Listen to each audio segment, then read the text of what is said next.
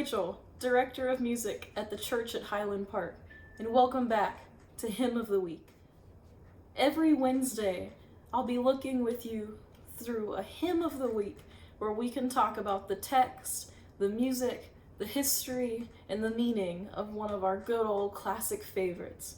This week, I've picked for us one of my all-time favorite hymns, and an especially resounding story for this week, I Will Sing of My Redeemer by James McGranaghan. Let's get started.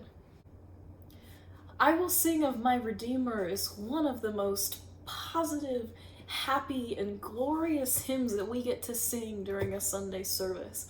The melody is so freeing in a way that it just reminds us that we are here to praise, sing, and glorify our God in any way we can. And such a happy, catchy hymn is the easiest way to do it. But the story behind how we find this hymn is so tragic. You would never know that it was associated with the brightness and the happiness of this hymn. And it all revolves around our author of the text, Mr. Philip Bliss.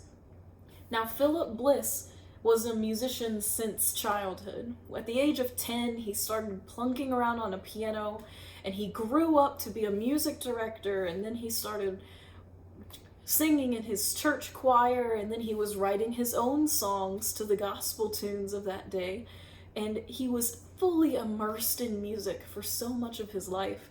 And then Philip finally married his childhood sweetheart, Lucy. So the story goes, in December of 1867, Philip and Lucy were asked to come to Chicago to sing at the Moody Tabernacle for the last Sunday of the year to close out the year. So graciously they agreed. They left their students with Lucy's mother in Pennsylvania, got on the train, and made their way to Chicago. Around the time that they were passing through Ohio, it was December the 29th of 1867, and as they passed through Ohio, they came up to a bridge that crossed a river, and as the train passed over the bridge gave out and fell. Only the engine car made it to the other side, and all of the other cars sunk into that river. And as passengers got out of the cars, Philip also escaped the flaming wreckage, and as he was going out, he looked for Lucy, and as he looked for Lucy, he couldn't find her. The other passengers were begging him to come to the bank to save himself so that they could be safe outside of those flaming train cars, but Philip needed to find Lucy, and there he saw her, trapped in their train car. The other passengers begged him not to go back into that wreckage, but Philip had to go get Lucy. And the story goes, he turned to one of them and he said, "If I cannot save her, I will perish with her." And so Philip crawled back into that train car, and he and Lucy lost their lives in that wreckage together. They say that once the fires were put out and the wreckage was finally salvaged, they found Philip Bliss's suitcase. And in that suitcase, laying on top, was the text to this very hymn, the last hymn we have from Philip Bliss, reading, "I will sing of my Redeemer and his wondrous love to me. Sing, oh sing of my Redeemer, paid the debt and made me free."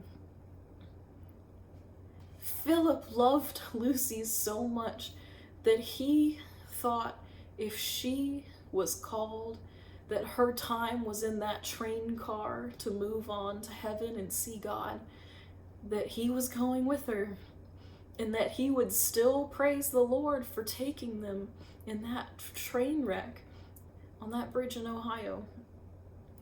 So such a wonderfully positive and passionate hymn comes from this story that is so heartbreaking and so sad that Philip you have to know Philip was still singing of his Redeemer as he walked into that train car to be with his Lucy. And if Philip can walk into that fire still singing of his Redeemer, I think we can sing of our Redeemer in our daily lives too.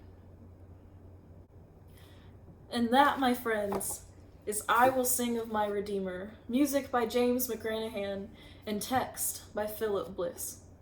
Thank you so much for joining me this Wednesday and every Wednesday for our Hymn of the Week, and I hope you check out next Wednesday when we dive into another one of our classic hymns and talk about the history and story that goes behind it.